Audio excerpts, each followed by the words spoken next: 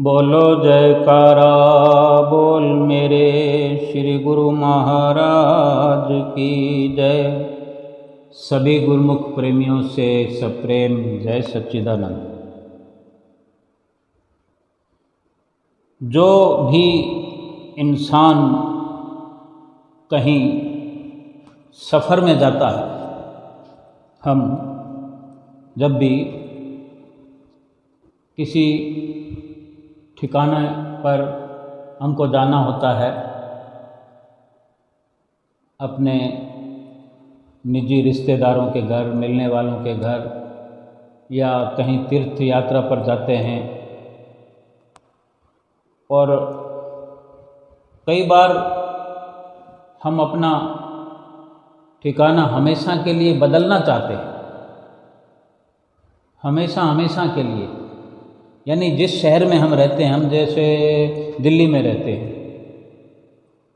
अब दिल्ली से हम हो सकता है आगरा में जाना चाहते हैं, तो हम जैसे भी हमने ये विचार कर लिया, इरादा पुख्ता कर लिया, पूरी प्रकार से हमें ये समझ आ गई, या हमने ये समझ लिया, अपने मन में बिठा लिया, ये प्लानिंग हो गई कि हमने दिल्ली से आगरा में जाकर के शिफ्ट होना है।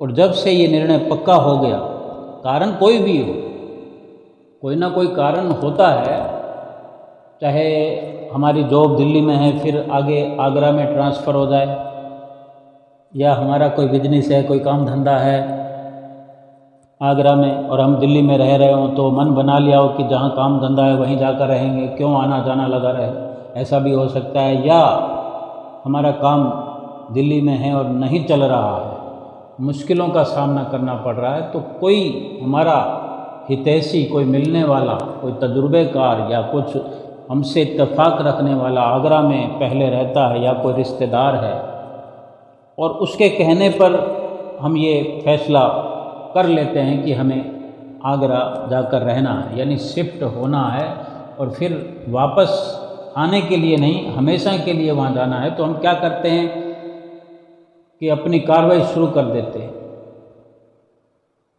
क्योंकि हमें हमेशा के लिए जाना है। तो हमारी ये कोशिश होती है कि हमारे पास बहुत सारा सामान है, क्या क्या हमने लेकर जाना है, क्या हमने किसी भी प्रकार से उस सामान को खर्च कर देना है, किसी को दे देना है, बेच देना है, कबाड़ समझकर बेच देना है, या फिर सोचते हैं कि वहाँ पर नया घर बनाएंगे, नया सब कुछ होगा, तो बहुत सारी चीज़ें भी हम बदल देंगे। तो ये सारी परेशानियां जो हमें दिखती है, उसको शांत करने की प्लानिंग करते रहते हैं, और मकान तक का भी इंतज़ाम करना होता है, इधर बेचना होता है, उधर जाके ख़रीदना होता है, क्योंकि यहाँ वाला मकान जो है साथ लेकर तो जा नहीं सकते। जब हम सारे के सारे सामान भी साथ लेकर जाना नहीं चाहते हैं, सोचते हैं कि ये सामान पुराना हो गया है, या जिसको छोड़ दिया जा सके उसको छोड़ दें, वहाँ नया ले लेंगे। यानी उसी के अपनी प्लानिंग के अनुरूप ही सारी कार्रवाई हम करते हैं, ऐसे काम करते हैं जैसे कि हमें जाने में भी सुविधा हो, वहाँ जाकर रहने में भी सुविधा हो। जो परेशानियाँ हमारे साथ यहाँ लगी हुई हैं, उन परेशानियों को मिटाने के लिए ही हमने ये फैसला किया है कि हम एक जगह को छोड़कर दूसरी जगह जो जा रहे हैं, वहाँ वो परेशानियाँ नहीं आएंगी वो परेशानियाँ, और वो परेशानियाँ मिटाना ही हमारा लक्ष्य हो जाता है। और कहीं ऐसा हो जाए कि एक जगह से जब दूसरी जगह जा रहे हैं, दिल्ली से आगरा जा रहे हैं, आगरा जाकर रहने पर पहले से अधिक परेशान हो जाएं, फिर तो ये अपने आप में एक सवाल खड़ा हो जाएगा कि ये हमने क्या किया, कहाँ चूक हो गई। हम मकान किसी को देकर आ गए, उसका पक्का काम नहीं किया, पक्का इंतजाम नहीं किया, या पौने पौने दाम में बेचकर आ गए, बहुत ज़्यादा जल्दी कर दी, पूरा समय था, पूरे समय के अंदर पूरा ऐसा पक्का काम करना था, उसकी उचित कीमत लेकर किससे कैसे बात करनी, अपनी प्रकार से, अपनी तरह से अच्छी कोशिश करनी चाहिए और करनी पड़ती है। कई बार हम देखते हैं कि जब मन उचाट हो जाता है, किसी चीज़ से मन उपराम हो जाता है, तो रुपए का माल 8 आने में 4 आने में भी बेच के चले जाते हैं। उसके और बहुत सारे तरीके होते हैं कि अगर अभी नहीं बिक रहा है ठीक से तो उसको बड़े अच्छे प्रकार से अच्छे ढंग से किराए पर देकर, और हम भी वहाँ पर जा कर के कुछ समय किराए पर ले लें। अगर हमारा अपना मकान है और वहाँ जाकर भी अपना मकान लेना है तो वहाँ हमको कोई सस्ते में दे देगा, रुपए का माल 8 आने में दे देगा, ऐसा तो है नहीं। तो फिर हम अपने मकान को आधे पैसे में क्यों बेच कर जाएंगे, और बेचेंगे तो फिर वहाँ मकान वाली परेशानी खड़ी हो जाएगी।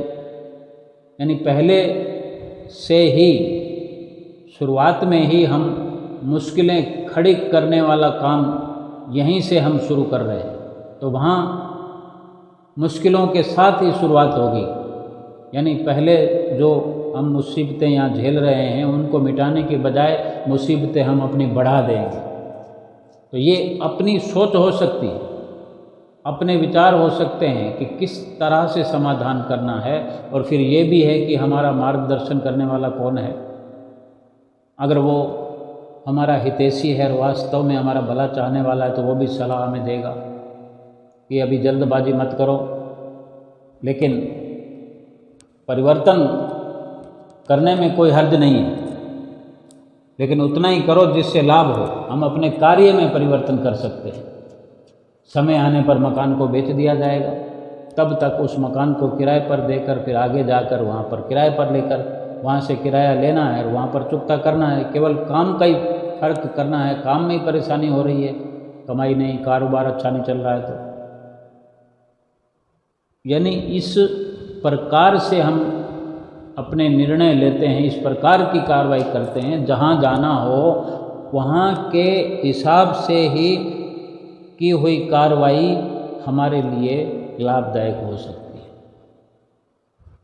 कोई सीधे सीधे तौर पर इस प्रकार से तो नहीं जाता कि यहाँ से सब कुछ छोड़ छाड़ कर वहाँ जाकर तंबू में रहना पड़े, टेंट हाउस में रहना पड़े, या सड़क पर फुटपाथ पर रहना पड़े। कोई चाहता है?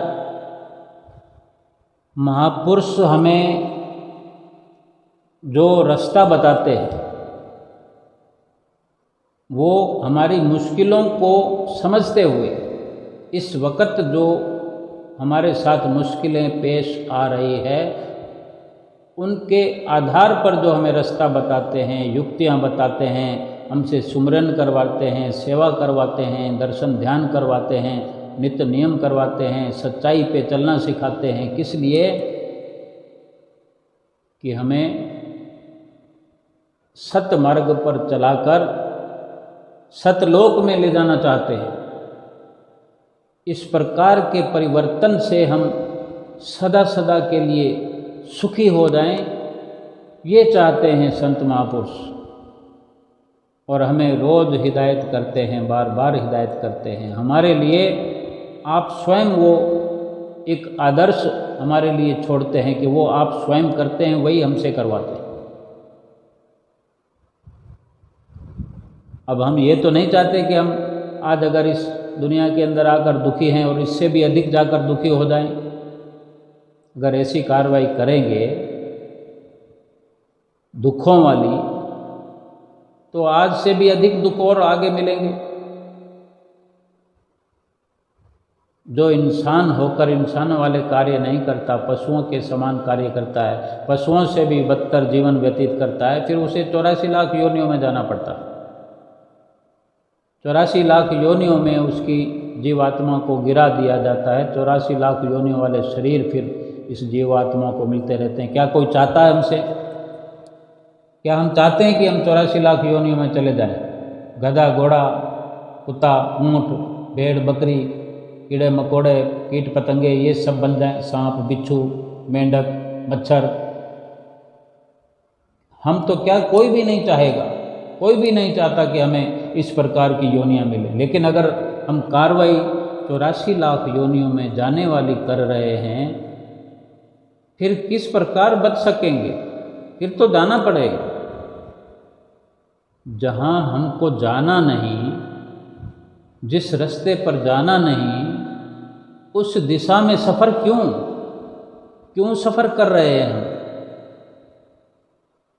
और अगर कर रहे हैं, गलती से हो गया, गलती से हो रहा था, और अब जब संत महापुरुषों की शरण मिल गई, जो हम उनके नज़दीक में जाकर, उनकी संगत में जाकर ये समझने का अवसर मिल गया, उन्होंने हमें जतला दिया, जतला रहे हैं कि तुम्हारा जो रास्ता है वो गलत है, गलत दिशा में सफ़र कर रहे हो, यूँ तो बड़ी मुश्किल हो जाएगी।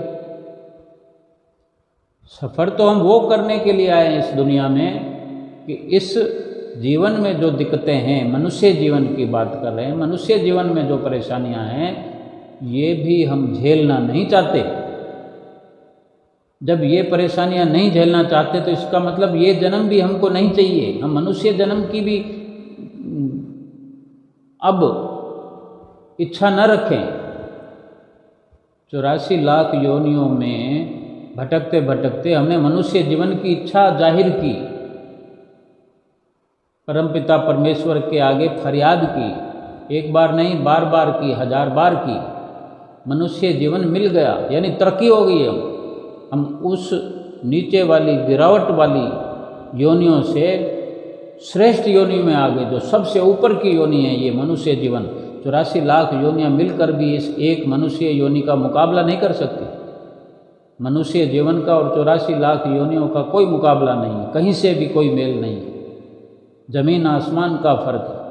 यानी इतनी तरक्की करके हम आ गए, तो क्या फिर मनुष्य जीवन में फिर हम ये फरियाद न करें कि इससे भी और ऊपर तरक्की हो जाए?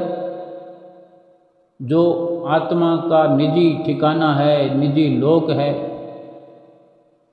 जो आत्मा का निज देश है, सतलोक कह लें, अनामी लोक कह लें, निज धाम कह लें, परम धाम कह लें, ये सब आत्मा के संबंधित स्थान हैं। आत्मा वहीं शोभा पाएगी, वहीं पर इसका मुकम्मल विश्राम होगा। और वो कार्रवाई क्या हमें नहीं करनी चाहिए कि अगर जहाँ हमने अपनी जीवात्मा का ट्रांसफ़र करना है या जहाँ हमने शिफ्टिंग करनी है, तो उसी के अनुरूप कर्म भी करने पड़ेंगे। और वो हमें हिदायत भी हो रही है वहाँ के जो हमारे हितैषी हैं, जो हमारी पहचान के, आत्मा की पहचान के हैं, जो हमारे परमात्मा सतगुरु के रूप में हमें मिले हैं, वो हमें ले जाना भी चाहते हैं। वो युक्ति बताते हैं, वो नुक्ता बताते हैं कि इस प्रकार से करते चले जाओ, निस्संदेह तुम मेरे पास, मेरे धाम में आ जाओगे, पहुंच जाओगे, और फिर एक बार बड़ी तरक्की हो जाएगी, और फिर से तुम्हें कभी किसी जन्म, किसी प्रकार की योनि में नहीं आना पड़ेगा, ना मनुष्य योनि में, ना 84 लाख योनियों में। ये गनीमत अवसर मिला है मनुष्य योनि का, हर किसी को मिलता नहीं, और मिल जाए तो फिर बार बार भी मिलता नहीं। एक बार चला गया तो फिर दोबारा नहीं मिलता। इतनी बारीकियां हमें सद्गुरु समझाते हैं, सिखाते हैं, और हम कार्रवाई अगर सतगुरु के बताए उपदेशों के अनुसार, उनके आदेशों के अनुसार, उनके बताए हुए रास्ते पर अगर हम चलते चले जाएंगे, तो निस्संदेह उनका साथ जो हमें मिला है, उनका साथ मिलता रहेगा, और हम उनके साथ की कदर कीमत समझते हुए उन्हीं के नक्शे कदम पर चलते चलते चलते उन्हीं के साथ, उन्हीं के लोक में, उन्हीं के साथ मिल जाएंगे। फिर 84 लाख योनियों से तो बहुत दूरी हो जाएगी, इतनी दूरी कि फिर 84 लाख योनियों में जाना ही नामुमकिन हो जाएगा।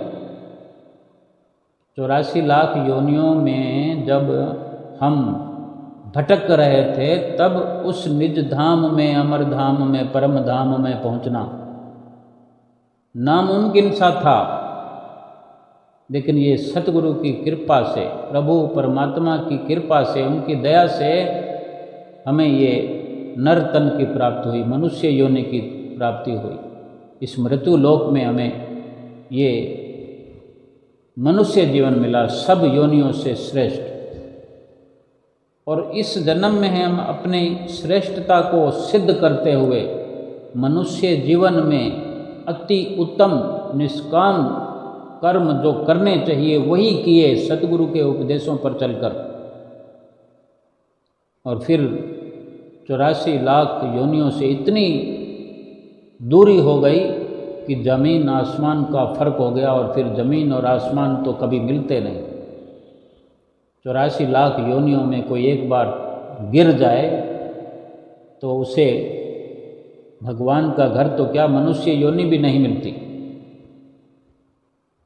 बड़े भागों से गनीमत ये मौका मिल जाए किसी को, और फिर इस मनुष्य योनि को प्राप्त करने के बाद, इस अवसर को पाने के बाद ऐसी भूल कर बैठे और फिर से 84 लाख योनियों में चला जाए। फिर बार बार ऐसे संजोग नहीं बनते। अभी का अभी इसी अगर प्रकार हम विचार करते हुए इस निर्णय पर पहुँचें कि क्या इतना अनमोल रत्न हमने पा लिया है, मनुष्य जीवन को पाकर इतना लाभ का अवसर हमने प्राप्त किया हुआ है, क्या हमारे प्रयासों से ये संभव हुआ? प्रयास तो हमको ही करना। प्रयास हमने पहले कम किया होगा, केवल दुखों में पुकार की थी। ये आत्मा रोई कुरलाई, बार बार गिड़गिड़ाई, जाने अनजाने पुकार करती रही। जैसे जैसे 84 लाख योनियों में दुख प्राप्त होते रहे, वैसे वैसे ये जीवात्मा पुकार करती रही, जाने अनजाने पुकार चलती रही। और मालिक के कुल परमात्मा को, जिसकी ये जीवात्मा अंश है, उस परमात्मा को दया आई और एक अवसर प्रदान कर दिया, निर्धारित कर दिया, ये मनुष्य जन्म हमें मिल गया। तो क्या परमात्मा की अब हम पर नज़र नहीं है? लगातार नज़र रखे हुए हैं। नज़र न रखे होते तो हमें अपने चरण शरण में नहीं सतगुरु के रूप में आकर जोड़ देते। नज़र रखे हुए हैं, वो जानते हैं हम पर हर पल उनकी नज़र है, और निरंतर हमें सही मार्ग दिखाने का भी प्रयास करते रहते हैं, लेकिन निर्णय हम ही को करना होता है। अगर हम स्वयं इस बात को समझ कर कि हमारे साथ उन सतगुरु का हाथ है जिन्होंने 84 लाख योनियों की कैद से हमें छुड़ाया, 84 लाख योनियों से निकालकर मनुष्य श्रेष्ठ तन हमें दिलाया, और अब भी उनकी हम पर नज़र है, तो हमको कम से कम ये ठीक प्रकार से समझते हुए कि जो सतगुरु हमारे हितैषी हैं, 84 लाख योनियों से निकाल कर लाए हैं, और कोई नहीं दिख पड़ता हमें कि आकर कोई बचाएगा और फिर से 84 लाख योनियों में चले जाएं, इस बात की कोई परवाह करता होगा। केवल सतगुरु ही हैं जो हमें सीढ़ी दर सीढ़ी, कदम दर कदम अपने साथ ले जाना चाहते हैं, अपने साथ मिलाना चाहते हैं, आवागमन का चक्कर ख़त्म करना चाहते हैं। तो हमको भी रात और दिन प्रयास करते हुए, अथक प्रयास करते हुए, चाहे कितनी थकावट हो जाए, शरीर ये थकाने के लिए मिला है। हम थोड़ी थोड़ी देर में सोचते हैं थोड़ा आराम कर लें, थोड़ा आराम कर लें, थोड़ा सो लें, थोड़ा नींद करें, फिर भी कहाँ मना है। आराम करते हुए ही सही, जितना कम आराम करेंगे और जितना कम सुस्ताएंगे, कम आलस करेंगे और अपने मकसद को याद रखेंगे, 84 लाख योनियों के खतरे से बाहर होते चले जाएंगे। और पूरा मुकम्मल आराम करके पड़े रहे, आंख बंद कर नींद में सो गए, लापरवाह हो गए, हमारे सतगुरु दयालु हैं, 24 घंटे आवाज़ लगाते रहते हैं, पुकारते रहते हैं, लेकिन किसी आलसी को, किसी गहरी निद्रा में सोए हुए को कोई कब तक जगाएगा। हमें संसार के कार्य करने होते हैं तो हम खुद जगे हुए हैं, संसार की ओर से हम जगे हुए हैं, संसार के लिए जगे हुए हैं। हमें अगर सुबह 4 बजे कहीं उठकर जाना होगा, तरक्की के, सांसारिक तरक्की के रास्ते पर अलार्म लगा के सोएंगे। 4 बजे हमारी ट्रेन जाती है तो हम खुद इतने समझदार बन जाते हैं, 3 बजे उठने का अलार्म लगा लेते हैं, 2:30 बजे उठने का अलार्म लगा लेते हैं कि बड़ी आराम से समय पर रेलवे स्टेशन पर रेलगाड़ी के रवाना होने से काफ़ी पहले पहुंच जाए, चाहे सारी रात नींद ना करें, जागरण करते रहेंगे। अगर अलार्म पर विश्वास ना हो तो सारी रात जागरण कर लेंगे कि 12 बजे तो वैसे ही सोते हैं, 2-2.5 घंटे आज नहीं सोएंगे, क्या फ़र्क पड़ता है। और 2:30 बजे से अपना रवाना होने के लिए प्रोग्राम तैयारी श्यारी करने लग जाएंगे, अटैची, बैग सब कुछ तैयार करना, घर से निकलना, रेलवे स्टेशन पहुंचना। यानी समय को इतना अलर्ट कर देते हैं अपने लिए, सांसारिक तरक्की के लिए इतना इंसान अलर्ट रहता है। वक्त किसी के लिए इंतज़ार नहीं करता, लेकिन हम वक्त को भी हाथ में लेने की कोशिश करते हैं। सब कुछ करन करावनहार हम बन जाते हैं। और जब भक्ति की बारी आती है, भजन सुमरन की बारी आती है, सत्संग की बारी आती है, कहते हैं क्या करें, इतना तो मैं उठ नहीं पाऊँगा, मैं तो 8 बजे उठता हूँ, मैं तो 7 बजे उठता हूँ। माताएं बहनें जल्दी उठ भी जाती हैं, वो कहती हमको पहले उनको नाश्ता देना होता है, उनके लिए चाय बनाना होता है, फिर ये करना होता है। सारे दिन का मेजरमेंट बता देंगे। संसार की तरक्की के लिए हमको कितनी समझ है। सब कुछ अपने आप करते रहते हैं, कुछ भी सतगुरु पर नहीं छोड़ते हैं कि गुरु महाराज मेरे को उठा देना सुबह। लेकिन जो भजन भक्ति की बात होती तो उसके लिए अगर मन बना भी लें तो कह देते हैं गुरु महाराज हमें उठा देना, क्योंकि हम गुरु महाराज का काम जो कर रहे हैं। अगर हम सत्संग में जाएंगे तो गुरु महाराज का काम कर दिया हमने, सेवा में लगेंगे तो गुरु महाराज का काम कर दिया हमने, आरती पूजा के लिए हमने समय दिया तो गुरु महाराज का काम कर दिया, यानी गुरु महाराज के काम करने वाले हो गए हम। गुरु महाराज जी के काम हम क्या करेंगे? हम तो अपना काम नहीं कर सकते ठीक से, गुरु महाराज जी का हम क्या काम कर सकते हैं? ये तो उनकी अपार अपार कृपा होती है जो हमें सेवा पर खड़ा कर देते हैं, इस काबिल समझ लेते हैं। हम ठीक से कभी सोचेंगे, कभी ठीक से विचार करेंगे तो समझ में भी आएगा क्या उनको सेवा करवाने की ज़रूरत है, क्या वो सेवा कराने के लिए इस दुनिया में अवतरित हुए। हमारे लिए सेवा का उन्होंने रास्ता बनाया, हमारे लिए इस प्रकार नित्य नियमों की रचना रचाई, हमारे लिए ये भजन सुमरन का रास्ता उन्होंने बनाया। इस प्रकार के रास्तों की खोज कर करके आप स्वयं उस पर चल करके उन रास्तों को आसान बना करके हमें सौंप दिया कि अब आप चलो इस पर। हमने जो इसमें परेशानियां थी, दुख थे, सब मिटा दिए। आज श्री आनंदपुर की रचना को देख लें, सभी प्रकार के दुख कष्ट आपने सहन किए। उबड़ खाबड़ रास्तों को सीधा बनाने के लिए आपने कष्ट सहन किए। बहुत से गुरुमुख परिवार साथ में लगे, भगत जन संत जन सब लगे, लेकिन निर्णय इन दुखों को उठाने का किसका था? श्री परमहंस दयाल महाराज जी का निर्णय था। रूप बदल बदल कर परमहंस दयाल महाराज जी स्वयं जो निर्णय करते आए, आज भी हुजूर सदगुरुदाता दीन दयाल महाराज जी कठिन से कठिन निर्णय लेते हैं। भले कोई थक जाए, भले कोई रुक जाए, लेकिन हमारे श्री गुरु महाराज जी रुकने वाले नहीं, कभी पीछे हटने वाले नहीं। बहुत गहरे संघर्ष करते हुए उन रास्तों को सुगम बनाया, सरल बनाया, जिस पर आज हम बड़ी आसानी से चले जा रहे हैं। आज हम एसी और कूलर में बैठ करके भजन भक्ति करते हैं। श्री दरबार में भी चले जाएं, श्री दर्शन हाल में एसी लगे हैं, कूलर लगे हैं, लेकिन जब इन सब की रचना हुई तो पंखे भी नहीं हुआ करते थे। श्री आनंदपुर की धरती पर जब शुरुआत हुई तो पंखे तो जाने कितने वर्षों के बाद आए, लेकिन जब केवल धूप होती थी, छाया भी नहीं होती थी, बड़ी मुश्किल से मिला करती थी।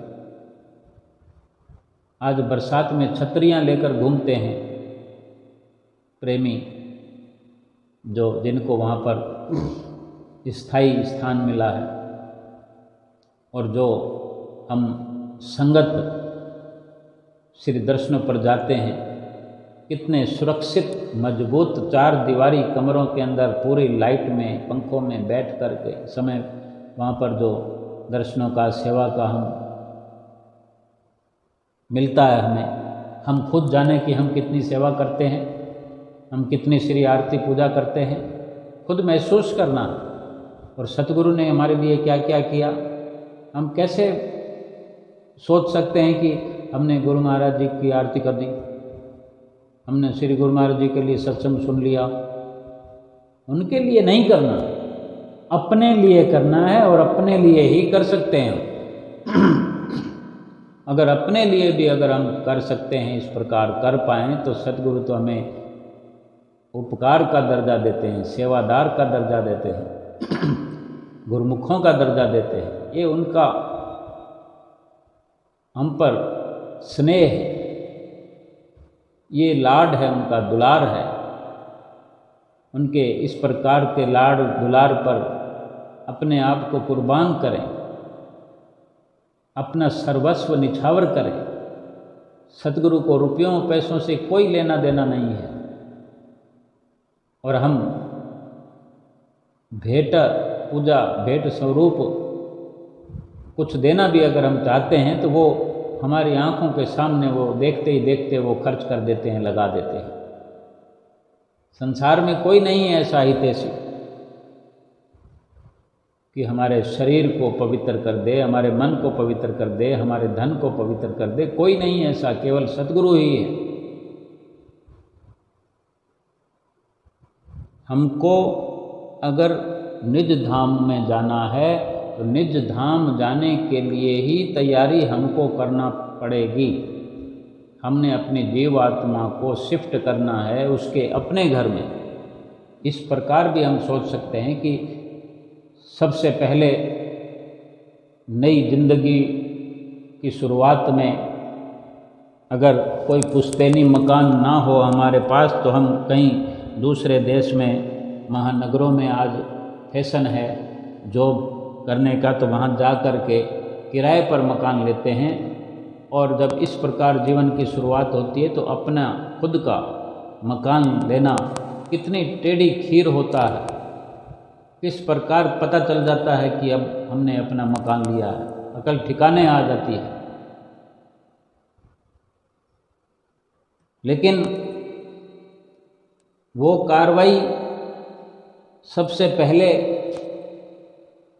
जो परेशानियों वाली होती है, फिर उसको आसान करने के लिए मेहनत कितनी करनी पड़ती है। जीवात्मा को भी आज अगर यहाँ रहना पड़ रहा है, तो ये शरीर जो है, ये मकान है जीवात्मा का, ये किराए का है। ये किराए का मकान है शरीर इस जीवात्मा का। ये कभी ना कभी तो अपना घर लेना पड़ेगा। किराए के मकान में कब तक रहेंगे? और 84 लाख योनियों में जो आए हैं वो भी किराए के मकान हैं। कभी छोटा कभी बड़ा, कभी छोटा कभी बड़ा मिलता रहा है, कभी अच्छा कभी बुरा, कभी मजबूत कभी कच्चा। कितने मकान बदल बदल कर अब ये जो मकान है, ये सब मकानों से बहुत अच्छा है, बिल्डिंग है, बंगला है, लेकिन है तो किराए का ना।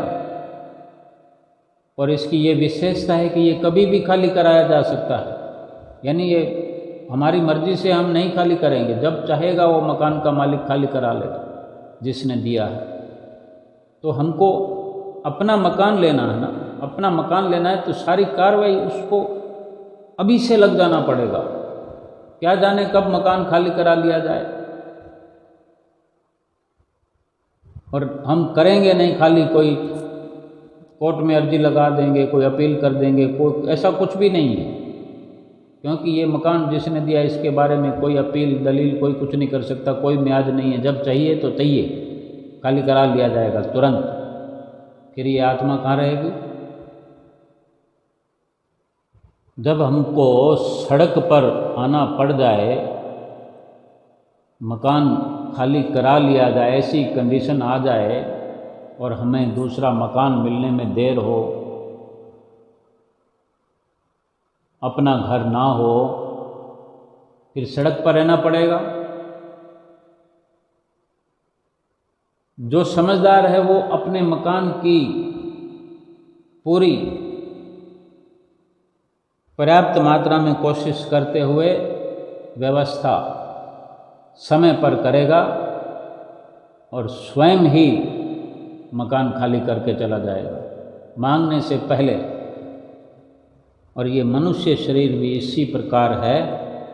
ये मकान, इसको हमने मान लिया है, समझ लिया है, तो इस मकान को समय से पहले भी खाली किया जा सकता है। यानी जो इंसान मर जाते हैं यही कहते हैं ना कि ये किराए का मकान था, ये शरीर था, ये शरीर छोड़ गया, मकान खाली कर गया। तो हम समय से पहले बिना खाली करवाए किस प्रकार से कर सकते हैं कि हम अपनी जीवात्मा के लिए मकान बनाना शुरू कर देंगे। जो हमारा निजी ठिकाना है जीवात्मा का, परमात्मा के घर में हमारा ठिकाना है, इस आत्मा का ठिकाना है, वहाँ अपना बंदोबस्त कर लेंगे। राम नाम की दौलत से वो ठिकाना अपने अधिकार में कर लेंगे और जीवात्मा को वहाँ रहने का हम पाठ पढ़ा देंगे, वहाँ रहने का अधिकारी बना देंगे। भजन सुमरन जो करवाते हैं हमसे, वो जीवात्मा को अपना असली निज घर ही तो दिखाते हैं। ईंटों पत्थरों का घर थोड़ी होता है जीवात्मा। जीवात्मा का घर तो परमात्मा के साथ मिलना। परमात्मा के साथ मिल लिया जीवात्मा ने तो अपना घर मिल गया। और परमात्मा कहाँ रहते हैं? वो निज धाम में रहते हैं, अनामी लोक में रहते हैं, परम धाम में रहते हैं, अमर धाम में रहते हैं। यानी जहाँ से फिर पीछे वाले मकान में आने की जरूरत नहीं, निजी ठिकाना मिल गया। जब जिसको अपना घर मिल जाए, अपने घर में चला जाए, फिर क्या उसको भटकना पड़ती है? फिर क्या उसको कोई मकान खाली उसका करवा सकता है? तो जीवात्मा का जो भजन सुमरन है, वो भजन सुमरन से ये जो सुरती अपनी ये शरीर के देश में, शरीर की हद से निकलकर ऊपर जो 10वें द्वार के अंदर से जब पहुंचती है, इसी में तो सतगुरु का देश है, इसी में अनामी लोक है, इसी में परम धाम है, इसी में अमर धाम है, इसी में सुरती का ठिकाना है। वहाँ का अधिकारी इसको जीवात्मा को बनाना होता है। यही तो श्वास श्वास का सुमरन है। बार बार श्वास ऊपर जाता है, ऊपर की तरफ जाता है, ऊपर अपने ठिकाने पर जाता है, धीरे धीरे धीरे जाते वहाँ पर टिक जाएगी। ये जीवात्मा वहीं पर स्थित हो जाएगी। वहाँ पर स्थित हो गई, यहाँ की वहाँ की अधिकारी बन गई, वहाँ की आदत बन गई, वहाँ का इसको वातावरण पसंद आ गया। फिर इसको शरीर पिंड देश में रहना अच्छा नहीं लगेगा। आएगी जाएगी, आएगी जाएगी। वो देश इसको वहाँ पर रहने का जो पूरा मार्गदर्शन मिल जाएगा, वो अच्छा लगने लगेगा। वहाँ सब पहचान हो जाएगी अपने घर की। फिर क्यों ये मिट्टी वाले मकान में आएगी? क्यों फिर मृत्यु लोक में आएगी? क्यों पिंड देश में रहेगी सुरती? फिर शरीर से कोई सरोकार नहीं रहेगा, इस मकान से कोई सरोकार नहीं रहेगा। भली मकान में आए जाए, श्वास तो आते जाते रहते हैं ना, ऊपर नीचे होते रहते हैं। ये एक श्वास ऊपर जाए नीचे आए, ऊपर जाए नीचे आए। अधिकार जिस समय तक मिला हुआ है शरीर रूपी मकान में, बेशक रहेगी, लेकिन इसने जो अपना निज घर देख लिया, वहाँ निज घर के नज़ारे देख लिए, वहाँ की वास्तविकता देख ली, वहाँ का ठहराव देख लिया, इस पिंड देश, इस शरीर रूपी मकान के और उस परम धाम निज घर के ठिकाने में जो ज़मीन आसमान का फ़र्क है वो देख लिया। फिर ये इस शरीर रूपी मकान को पसंद नहीं करेगी, क्योंकि ना तो इसका असली ठिकाना है ये, ना ये हमेशा के लिए है, और ना ये भरोसे करने के लायक है। इसको कभी भी खाली करा दिया जा सकता है। इसी बात से ही बहुत बड़ा फ़र्क पड़ जाता है कि जिस चीज़ का भरोसा ही नहीं, उसको लेने का, उसको रखने का या उसमें रहने का लाभ क्या है। और जीवात्मा ने जब अपना निज घर देख लिया, निजी ठिकाना पा लिया, फिर संसार से, झूठे संसार से और ये झूठे मकान से दिल भर जाएगा। फिर इसको इसकी ज़रूरत नहीं रहेगी, कोई मोह नहीं रहेगा, कुछ नहीं रहेगा। तो समझ लो कि अपनी तरफ से उसने मकान खाली कर दिया है। और जहाँ सतगुरु का लोक है, सतगुरु का धाम है, सतगुरु का निज घर है, वहाँ से तो कोई हटा नहीं सकता इस आत्मा को, क्योंकि वही इसका निजी ठिकाना है। और वहाँ के मालिक सतगुरु हैं, परमपिता परमेश्वर हैं, परमात्मा हैं। वो आत्मा को क्यों निकालेंगे जब आत्मा स्वयं सफ़र करके परमात्मा तक पहुँच गई है। परमात्मा से बिछड़कर भी आत्मा ही गई थी।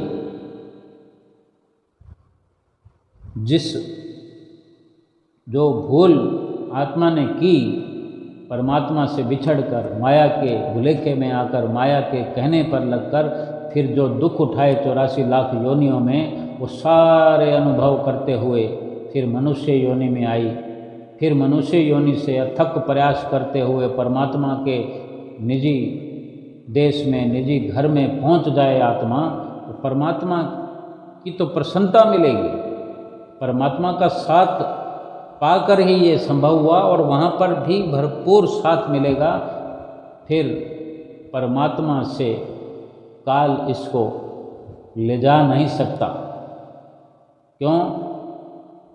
कि परमात्मा के कानून से ही सारे, हर किसी के अधिकार क्षेत्र शुरू होते हैं। क्योंकि वो दयाल,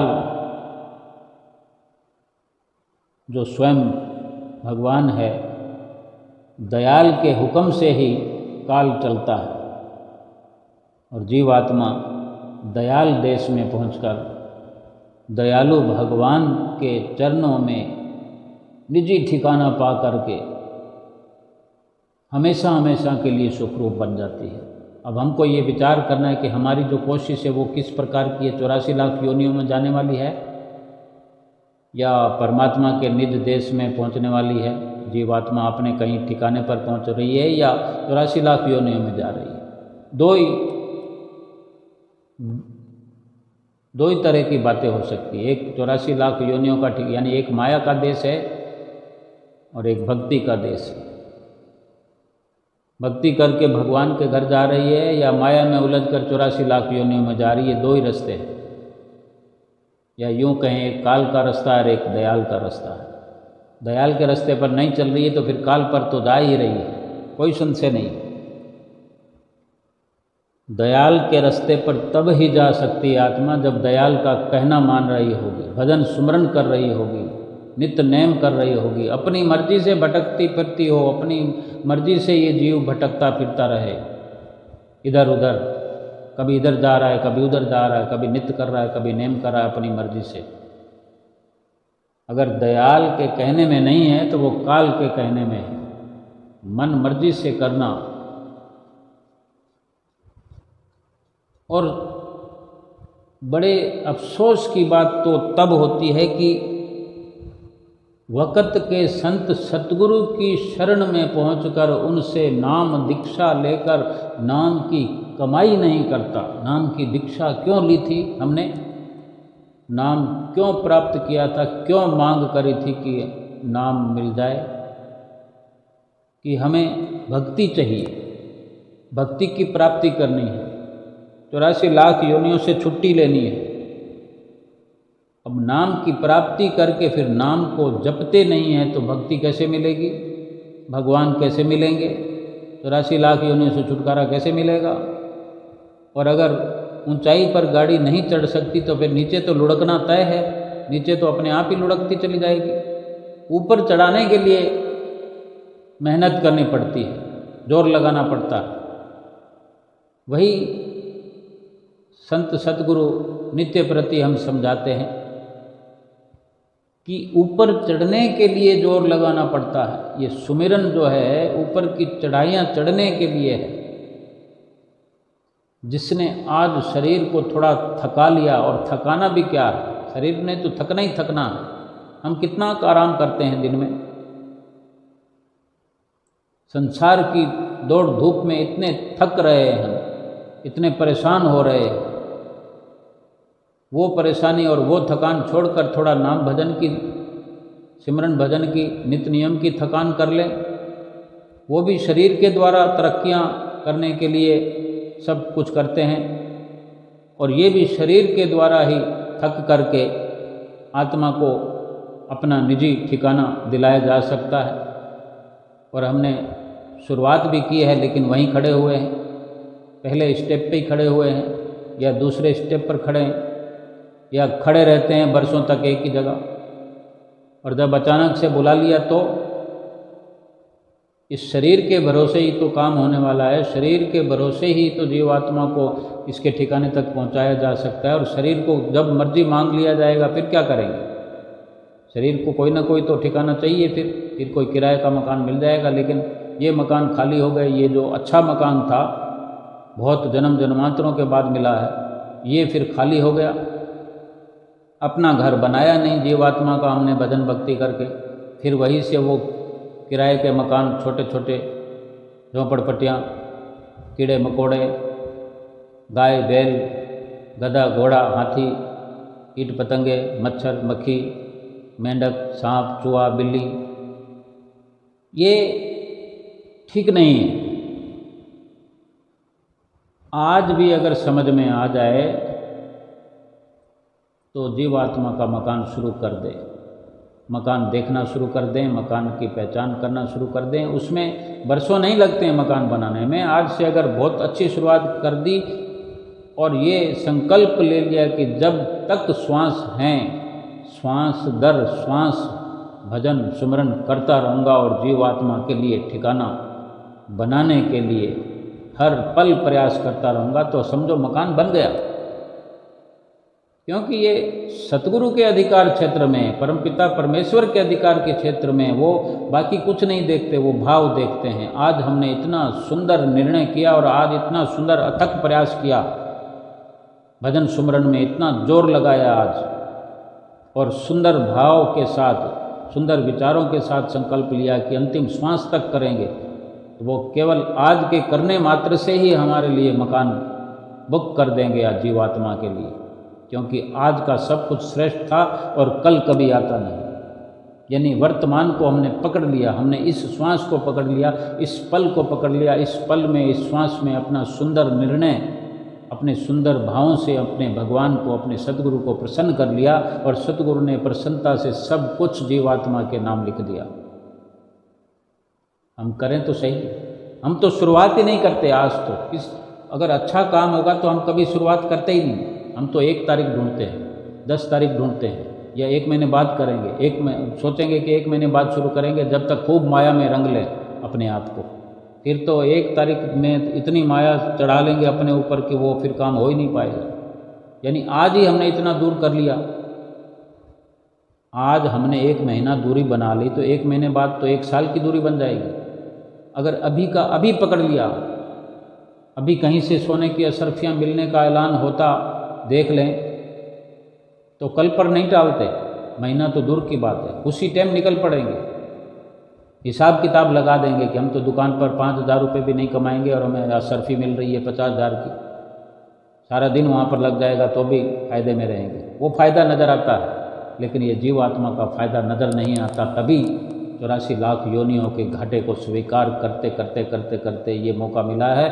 फिर से वो घाटा हमें ना मिले, सतगुरु को अफसोस होता है और हमारी जीवात्मा दुख उठा रही है, इसको फिर से दुखी ना होना पड़े।